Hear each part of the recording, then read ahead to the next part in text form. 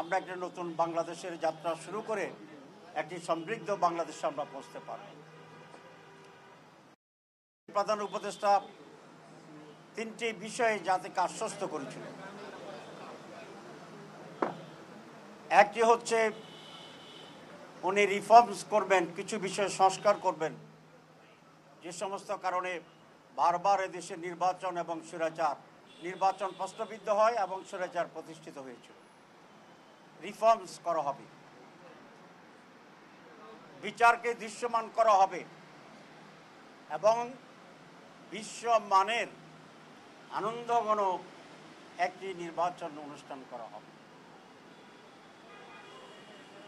কিন্তু আজকে যে পরিস্থিতি দাঁড়িয়েছে, এই সমস্ত অর্জন প্রশ্নবিদ্ধ আছে বলে আমরা ওনাকে জানিয়েছি।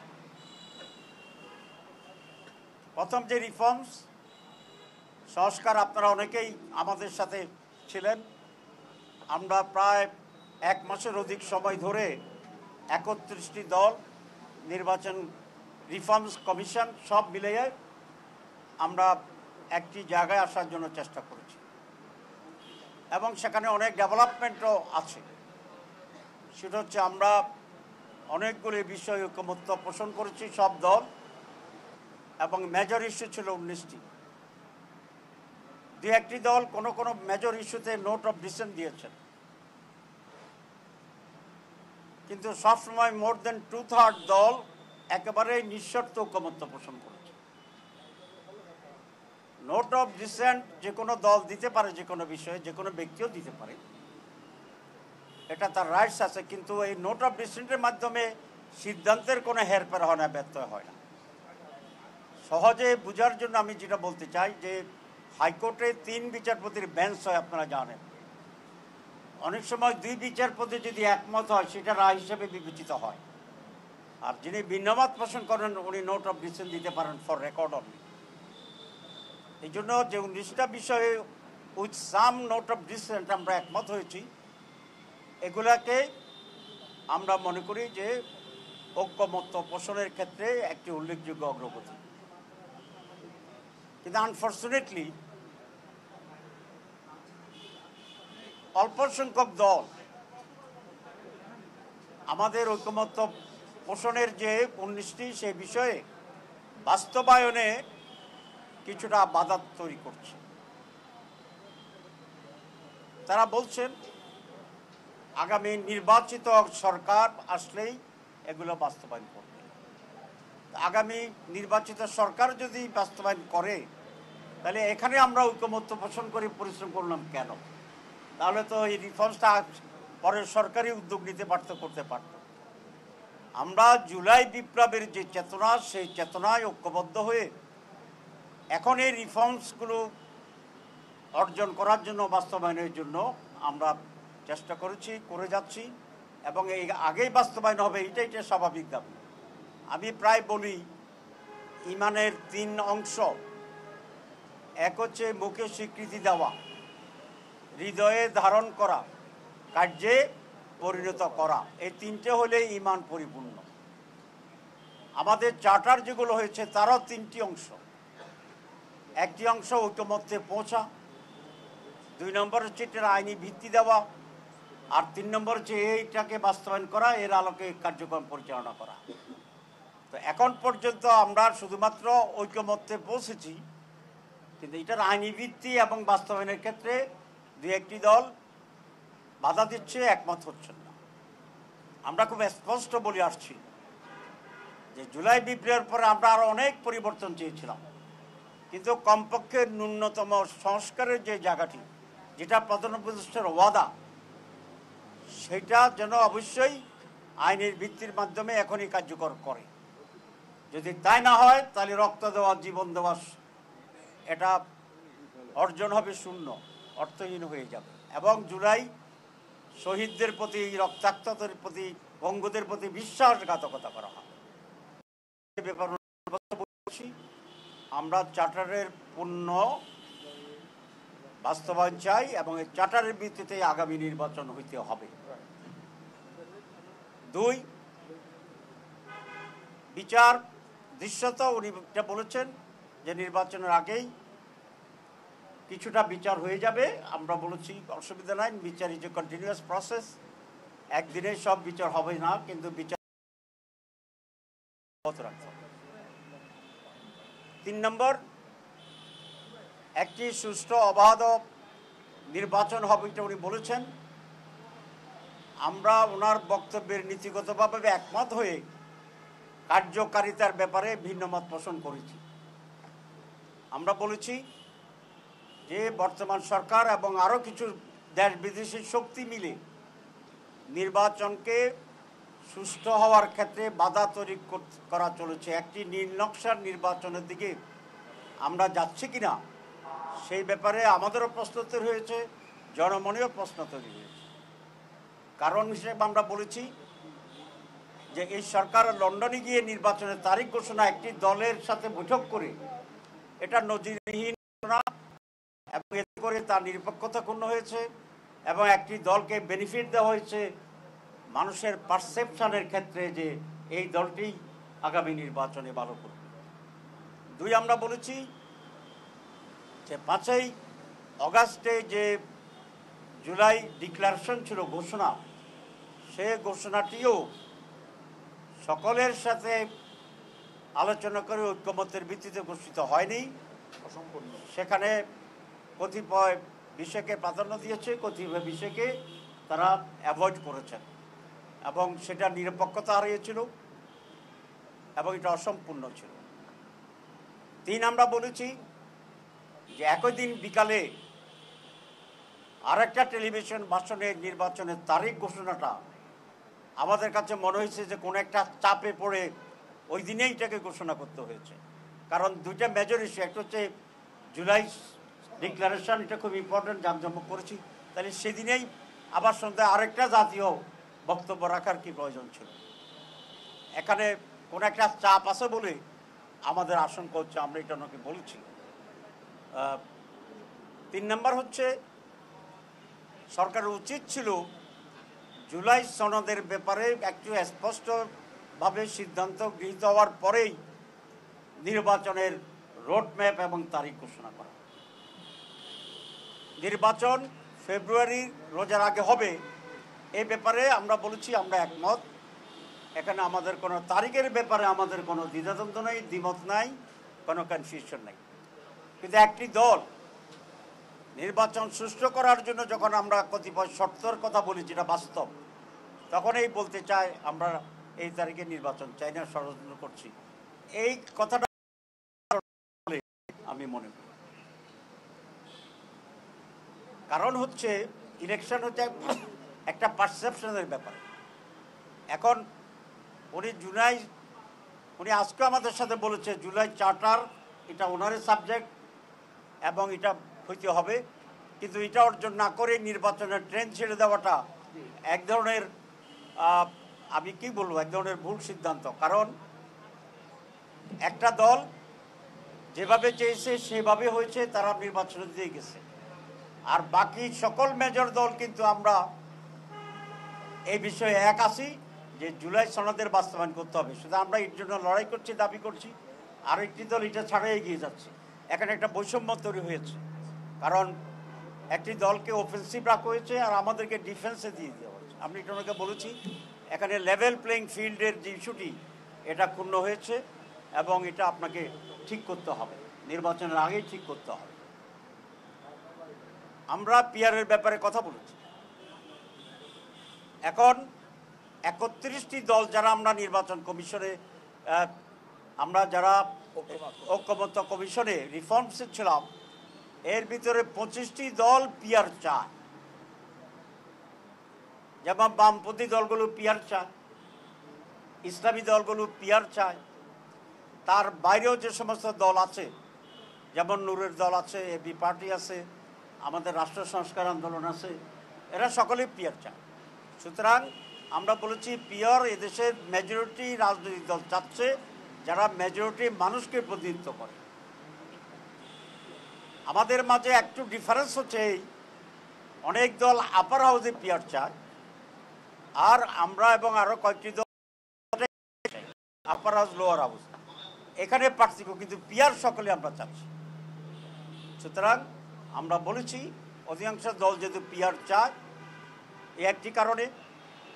আর গত নির্বাচনগুলো যে ভোট ডাকাতি কেন্দ্রে না আসার দিতে যাওয়া মানেই কালো টাকার প্রভাব, দিনের ভোট রাতে হয়ে যাওয়া, এই সকল অভিজ্ঞতায় আমরা মনে করি একটি নতুন সিস্টেমে নির্বাচন দরকার। না হলে আগের মতোই কেন্দ্র দখল হতে থাকবে, আগের মতোই কেন্দ্র দখলে নির্বাচনের পরে আবার আন্দোলন হতে থাকবে।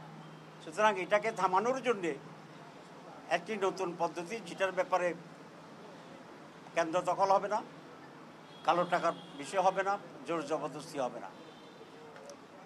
আমরা বলেছি যে এই বিষয়ে যেহেতু একটা নতুন প্রস্তাব আপনাকে আলোচনা করতে হবে, ইলেকশন করতে হবে, কারণ দুটো পদ্ধতি এখন, একটা হচ্ছে সনাতন পদ্ধতি ট্র্যাডিশনাল যেটা আমরা করছি, আর একটা আমরা পিআর পদ্ধতি। তো দুটো পদ্ধতি মাঠে আছে, তাহলে এটা নিয়ে তো আলোচনা হইতে হবে, এটা নিয়ে তো একটা ঐকমত্য হইতে হবে, বা এটা নিয়ে একটা সিদ্ধান্ত হইতে হবে। এখন আমরা মেজরিটি লোক পিআর চাই, আমাদেরকে অবজ্ঞা করে কোনো একটি দলের চাপে বা দাবিতে একই ট্রেডিশনে নির্বাচনী ট্রেন যদি চলে যায়, আমরা তো এই নির্বাচনে যাত্রা সংকুচিত হয়ে যাবে, প্রশ্নবোধক হয়ে যাবে, আমরা ট্রেন মিসও তো করে ফেলতে পারি, যেহেতু ট্রেন ছাড়ে দিচ্ছে আমাদের প্রস্তুতির আগে। তো আমরা বলছি তাহলে তো নির্বাচন প্রশ্নবিদ্ধ হবে। এই নির্বাচন যদি আপনি এইভাবেই করেন যেভাবে আছে, তাহলে আপনি প্রশ্নবিদ্ধ হয়ে যাবেন।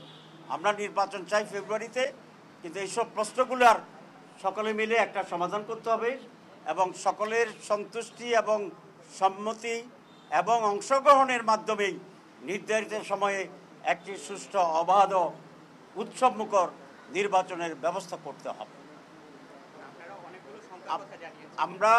আমরা আরও আশঙ্কার কথা বলছি। আমরা এটা বলেছি যে এখন পরিস্থিতি যেটা দেখা যাচ্ছে, যেমন নুরুর উপরে যেভাবে হামলা হইল, আমাদের ফসল, তার আন্দোলনের ফসলেই তো সরকার, তার আন্দোলনের ফসলেই তো নতুন বাংলাদেশ। দ্বিতীয় স্বাধীনতা যুদ্ধের অন্যতম সে নায়ক, তাকে পুলিশ অ্যাক্সিডেন্টালি একটা বাড়ি ফলে গেল, সেটা ভিন্ন কথা। লক্ষ্য করে যেভাবে হামলা করেছে, এটা তো ন্যাক্কারজনক বললে কাবার হয় না, দুঃখজনক বললে কাবার হয় না, অপ্রত্যাশিত বললে তো একেবারেই কাবার হয় না। এটার জন্য নতুন শব্দ আবিষ্কার করে এটাকে নিন্দা করতে হবে।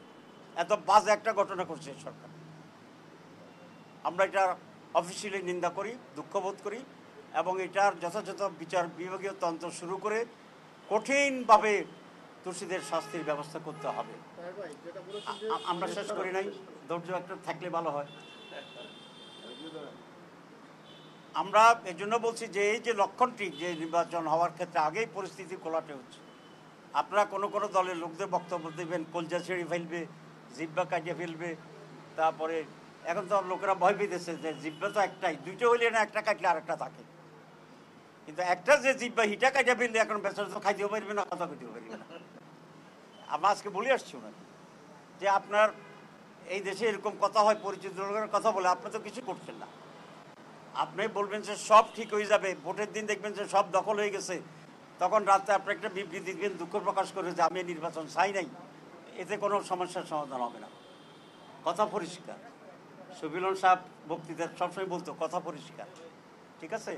আমাদের কথা খুব পরিষ্কার যে সুষ্ঠু অবাধ নির্বাচনের জন্য এখনো অনেক সময় বাকি আছে, সঠিক সিদ্ধান্ত নিতে হবে। প্রত্যেকটি রাজনৈতিক দল তার কর্মী হবে। অনেকে বলে কর্মীরা কথা শুনে না, শুনলে তাহলে বাদ দেন, যে কথা আরও কথা আছে আজকে সব বলবো না, কিন্তু প্রত্যেকটি দল তার দায়িত্ব নিতে হবে। আমরা বলেছি যে আগে এক দল বাস স্ট্যান্ড দখলে নিছে, এখন আরেক দল বাস স্ট্যান্ডে দখল করছে। দল বলল না, একটা গ্রুপ। দল বলি তো পুরো দল বুঝায়। একটা গ্রুপ আগে চাঁদাবাজি করতো, এখন আরেকটা গ্রুপ চাঁদাবাজি করছে কোতোয়ালি। তো এই অন্তর্বর্তী সরকার এই দখলদারদের ব্যাপারে কোনো ভূমিকা নিয়েছে আমরা এটা দেখি না। এটা শুধু একটি দলের দায়িত্ব নয়, সরকারের প্রধান দায়িত্ব।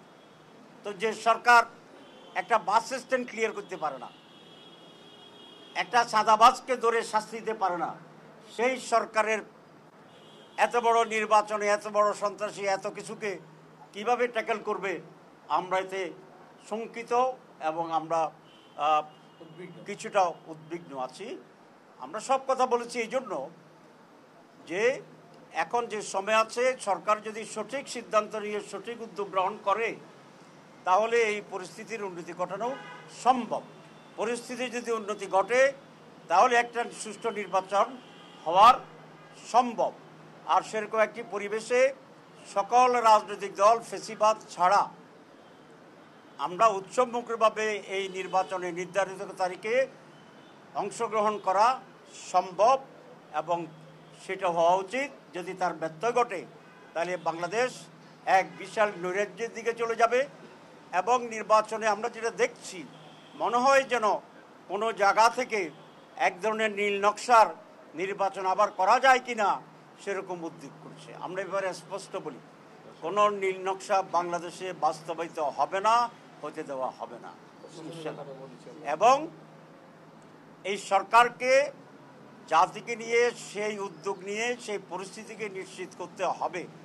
আর যদি সেরকম একটি সুষ্ঠু অবাধ নির্বাচনের দিকে না গিয়ে দেশ যদি পরিকল্পিত একটি ডিজাইন ইলেকশনের দিকে যায় তাহলে গণতন্ত্রকামী দেশপ্রেমিক ভারত বিরোধী শক্তির পক্ষে এরকম পরিকল্পিত নীল নকশার নির্বাচনে অংশগ্রহণ করার সুযোগটা সংকুচিত হয়ে যাবে, যা দেশের জন্য কোনোভাবেই কল্যাণকর হবে বলে আমরা মনে করি না। আমরা আরেকটা কথা বলেছি যে এই সরকার মনে হয় যেন হাত পা ছেড়ে দিছে। তো এই হাত পা ছেড়ে দিলে তো অন্যরা আরও সুযোগ পাবে দুষ্কৃতিকারীরা। আমরা বলছি আপনি এতদিন যা ছিলেন এখন হচ্ছে সবচেয়ে বেশি কঠোর এবং শক্তিশালী প্রমাণের বিষয়, কারণ নির্বাচন মতো বড় কাজটা আপনাকে করতে হবে। ষড়যন্ত্রকারী যদি বুঝে যে আপনার এমন কোনো স্টিকার দেশের উপর নাই তাহলে ওরা আরও বেশি বাড়িয়ে দেবে। আর এই লক্ষ্যে আমরা একটা পয়েন্ট জোর দিয়ে বলেছি যে সমস্ত সাম্রাজ্যবাদ ফেসিবাদের দালালেরা এখনও প্রশাসনের বিভিন্ন জায়গায় বহু সিভিলিয়ান পুলিশ, তাদেরকে অবিলম্বে সরাইতে হবে এবং নিরপেক্ষ লোকদেরকেই সেই প্রশাসনে নিয়ে আসতে হবে।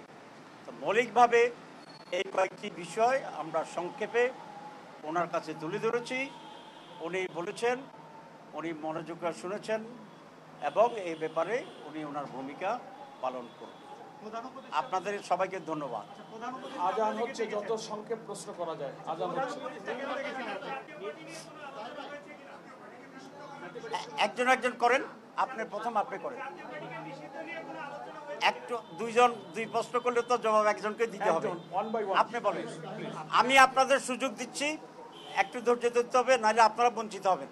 জি, আপনারা অনেকগুলো সংখ্যার কথা জানিয়েছেন, এর মধ্যে নির্বাচনী লেভেল প্লেইং ফিল্ড নেই, অনেকগুলো সংখ্যার আইন শৃঙ্খলা সহ অসংখ্য। তো সেই ক্ষেত্রে প্রধান উপদেষ্টা কি আশ্বাস আপনাদেরকে দিয়েছেন? এবং আমরা যা বলেছি সেখানে আরও কিছু উপদেষ্টা ছিলেন, তারা বলেছে যে আমরা খুবই যুক্তিসঙ্গত বাস্তব কথা বলেছি এবং প্রধান উপদেষ্টা বলছে যে আপনারা ডিটেলস কথা বলেছেন, আমরা উদ্যোগ নেওয়ার চেষ্টা করব। আপনারা সন্তুষ্ট কিনা? আমরা দেখতে চাই কি কি উদ্যোগ নেওয়া হচ্ছে।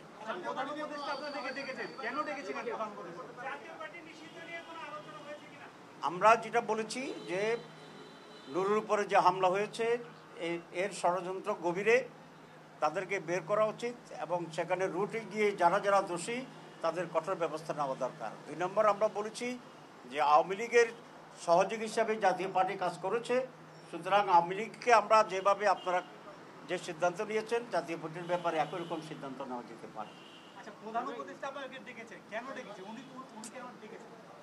বাংলাদেশের অন্যতম রাজনৈতিক দল বাংলাদেশ জামাত ইসলামী, সুতরাং বর্তমান পরিস্থিতি জামাতের সাথে পরিস্থিতি নিয়ে মত বিনিময় করা এই জন্যই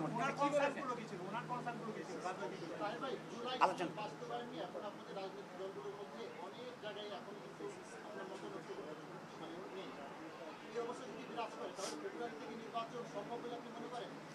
প্রথম কথা হচ্ছে জুলাই সনদের ব্যাপারে আমরা যে সমস্ত জায়গায় ঐক্যমত্যে এসেছি সেই ব্যাপারে শুধু একটি দলেই প্রধানত বাস্তবায়নে বাধা দিচ্ছে, আর মেজর যারা আমরা স্টেক আছি আমরা সকলেই এই ব্যাপারে একমত, যেমন বাংলাদেশ জামাত ইসলামী, যেমন এনসিপি, যেমন ইসলামী আন্দোলন, যেমন অন্যান্য ইসলামী দলসমূহ, যেমন এবি পার্টি, যেমন গণ অধিকার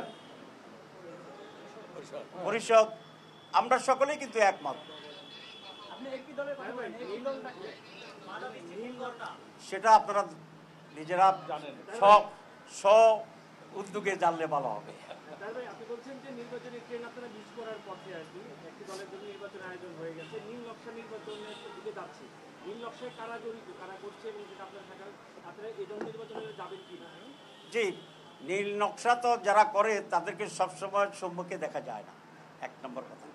আমরা দেখছি, আমরা সচেতন, ট্রেন ছাড়লেও এখনো প্ল্যাটফর্ম পার হয় নাই।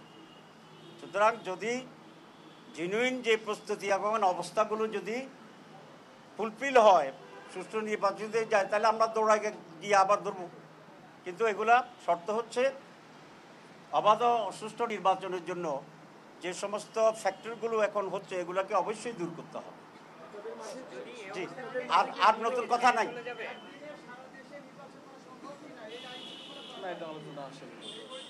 এই বিষয়ে আমাদের কোনো আলোচনার বিষয় ছিল না আজকে। সবাইকে ধন্যবাদ।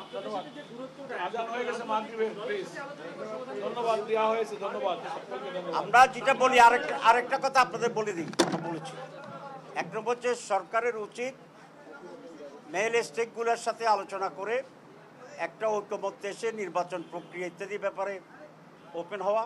আর দুই নম্বর, এটাও মনে করি যে মেজর দলগুলো যারা আছে সরকারের বাইরেও নিজেদের ভিতরে রাউন্ড টেবিল করা এবং সমস্যাগুলোকে টেবিলে এনে সকলেই একটি ঐক্যবদ্ধ হওয়ার চেষ্টা করা। আর জুলাই চার্টারের আইনগত ভিত্তির ব্যাপারে আমরা খুব পরিষ্কার বলে আসছি, সেটা হচ্ছে গণভোট। যে একমত হতে পারে না, জনগণ এটাকে সিদ্ধান্ত নেয়, এই ব্যাপারে তো আর কারো দ্বিমত হওয়ার কিছু নেই।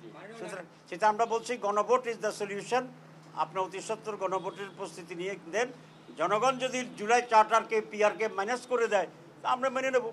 আর যদি জনগণ এটাকে অ্যাকসেপ্ট করে তাহলে এটা বিরোধিতা করা কারো পক্ষেই উচিত হবে না।